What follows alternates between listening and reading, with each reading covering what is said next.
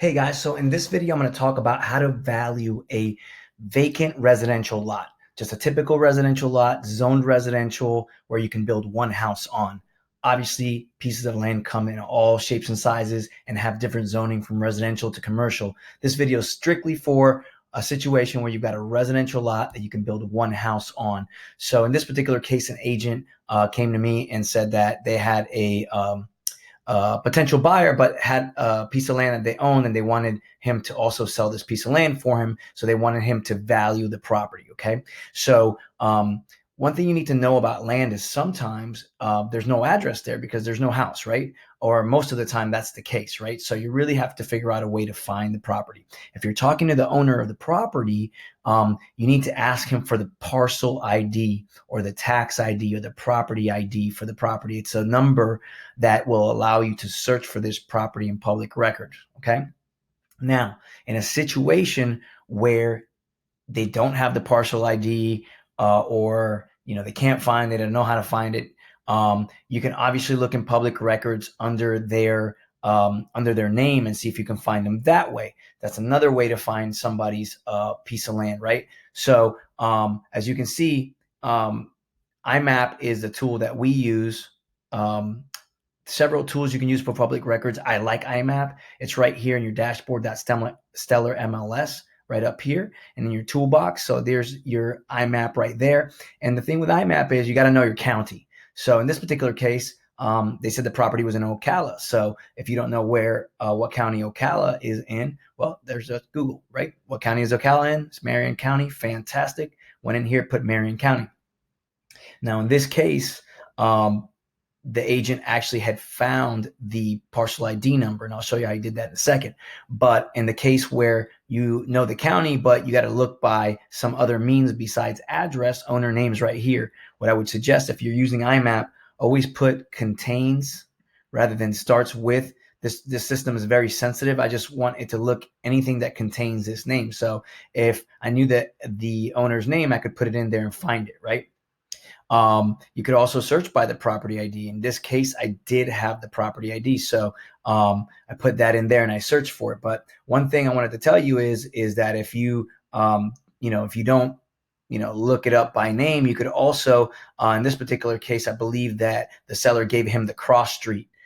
He gave him Southwest 129th and 73rd Street. Well, you can just look that up on Google Maps and find that intersection, and it'll bring you up. In a case where, you just have to find the area, or you just, got in the general vicinity, what you can do is, like in this case, find a property that's close that has an address, and I could use that to really zero in on that property, because even in IMAP, once I'm in there, okay, so for instance, if I'm in IMAP and I get close to the property, so if I know that that house is over here, right?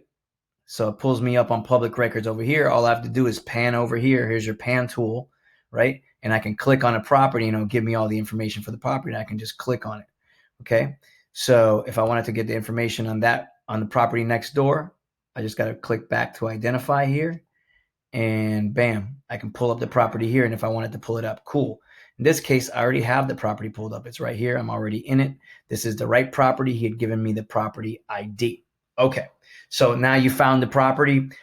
You're in the public records, which is awesome. And it gives you all sorts of awesome information here, right? So if you're looking in an IMAP, you'll see we have the owner's name. You'll see that there was no address, but here's the property ID that he gave me. So that's how I found it. And it tells me about the property. It says this property is 0.96 acres. So it's an R1 single family dwelling. So I can build one house on it, right? So here's a couple ways we can value this property. Number one is we could do a comparable search, right? A vacant land search.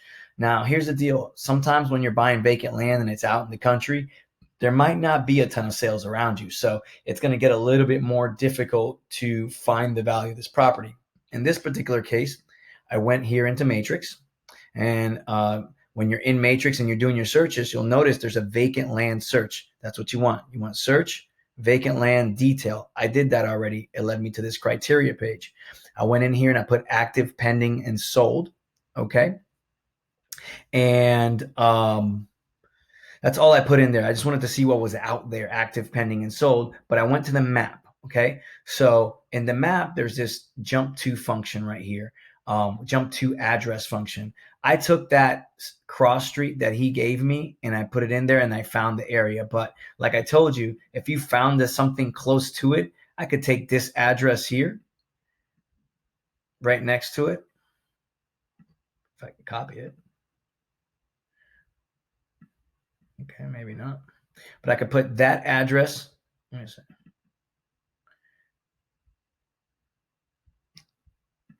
There we go. I could put that address in the jump to address, right? And it'll just take me right next to my property, right? Because I'm really looking for, there it is right there. I'm really looking for properties that are in the vicinity of this. So my property is actually on this corner right here. So I open it up. Now, this is kind of rare, guys.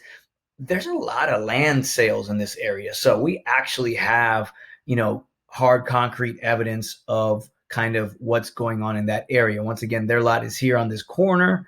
It is a higher traffic street area. It doesn't look like just a kind of pass through street. So that might be something you consider as far as, valuing the property. But man, we got lucky, man. There's a lot of properties in here that have sold. So let's take a quick look.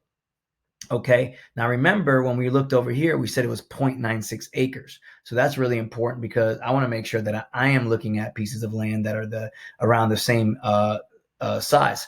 So here, the ones that say one to less than 2 acres are the one that I want to focus on because those are in my acreage range. I don't know if they actually have the acreage on here. How many acres?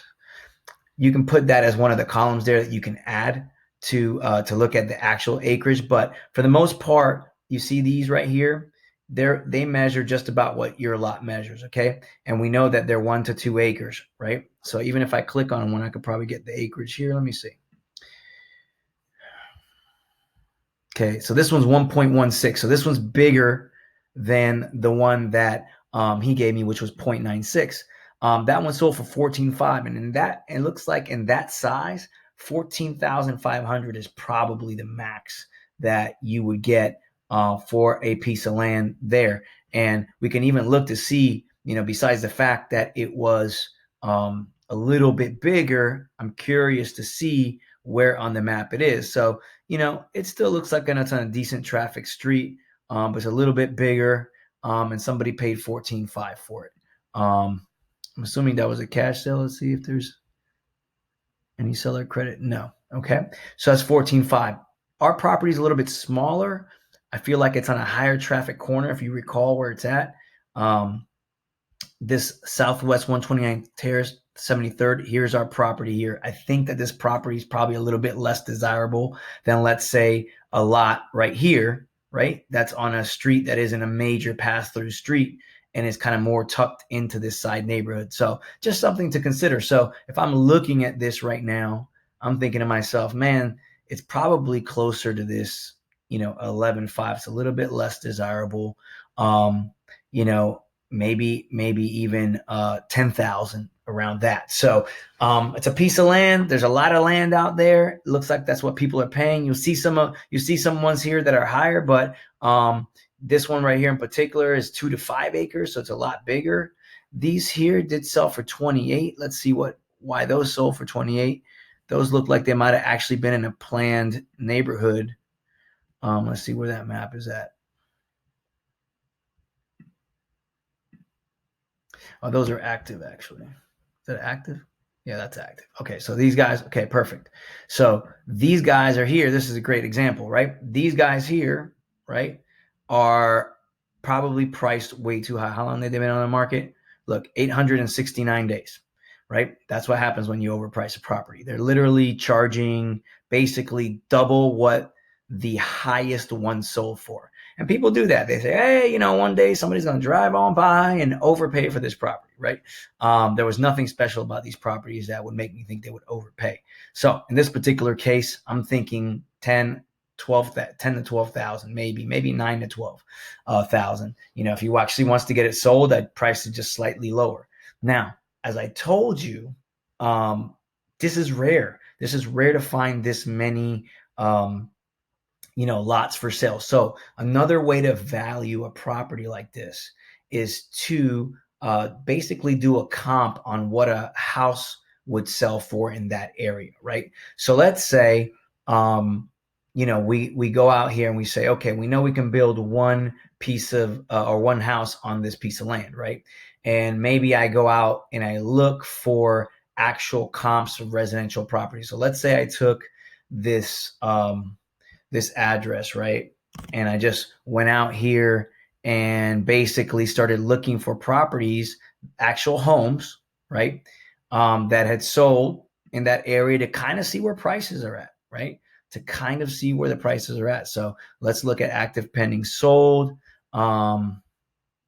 Let's do a single family residence here. And let's go in the map. Okay. And I'm going to go ahead. Put that in there. Okay. So in this area, not a ton of sales, right? Here's a house here for 250 though, 235, 215, 220, 340. That was nice. Oh, that's on a big lot. Those are, see that? That's a big tract of land over there. But okay, so let's just kind of play around with this. Okay, so let's go into here and let's take this one for 250.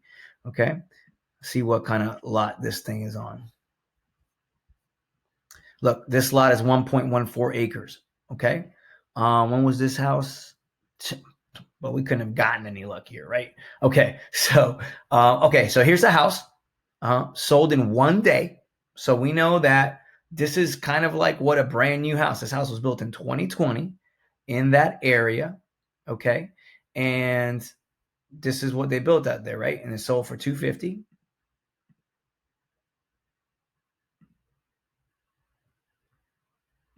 Nice house. So this is what a house will go out there, right? So another way to do this, because oftentimes you're selling, if you're selling a piece of land, you're either selling it to a developer or somebody who wants to live there and wants to build their own house. So there's only so much somebody will pay for a piece of land, based on what a property is worth, right? So if we went in there, and I'd say if you've got a $250,000 property, technically, okay, somebody should be willing to pay up to $25,000 for that property. I'm just talking in builder terms. Builders usually don't want to pay more than 10 to 15% of the final value of the property for this. Out of curiosity, I wonder what these guys paid for their land.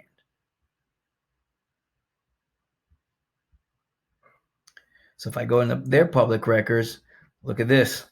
Look what they paid.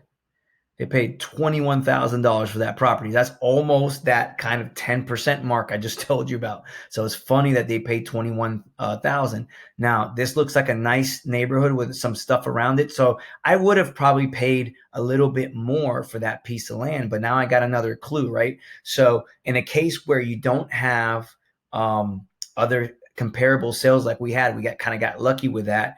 If you found a home out there close to your piece of land, right? And in this particular case, we found a brand new home, right? But if you go out there and find just a few homes to compare and you kind of understand what the value is out there, just take 10 to 15% of that and say, hey, that's probably a good marker for me to stay in as far as pricing. So in this particular case, I said 10% is 25,000. They paid 21. In this area here, to be quite honest with you, now that I'm looking at it and I can see the sales in this area, this might actually be not a bad area like to invest if I was them, right? Check this out. So we were just looking in that area. Oh, my map just got erased. Well, we were looking in that area and we saw some houses for 235, 250. I saw one for 340, which was a little bit much, but let's take that one for 250. If you can snag up an acre of land out there for like $9,000, which I saw some things out there on that vacant residential search for, and that sold in that price range, I think this is not a bad place to build. And for some reason, there's a lot of sales going on, in this area. So there's something happening in this particular area right now that is causing things to sell. So I hope that helps. I know it's a little confusing sometimes because we are kind of just jumping around and getting clues, but I hope that you learned a little bit about using IMAP, a little bit about being a detective to find out where a property is, and then just more about valuing a residential property, a residential vacant land. All right, guys, take care.